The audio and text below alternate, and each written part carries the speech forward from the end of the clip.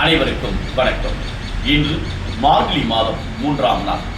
4 பேர் சொல்றதை கேட்டு நடப்பா என்கிற இந்த வார்த்தைகளை பல நேரங்களில் கூறியிருப்பதை நாம் கேட்டிருப்போம். 4 பேர் என்று யாரை கூறுகிறார்கள் என்பதை சான்றோர் பெருமக்கள் அழகாக எடுத்துரைக்கிறார்கள்.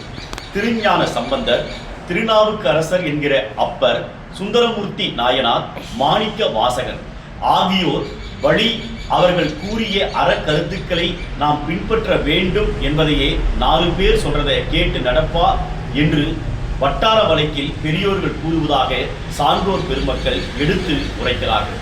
இவர்கள் முதல் மூவர் அருளியது தேவாரம், மாணிக்க வாசகர் அருளியது திருவாசகம். இந்த நூல்கள் அனைவரும் 12 திருமுறைகளில் வகைப்படுத்தப்பட்டிருக்கிறது என்பதை நாம் அறிய வேண்டும்.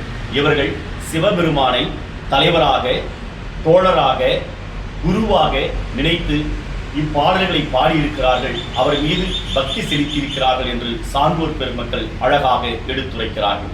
நன்றி, வணக்கம்.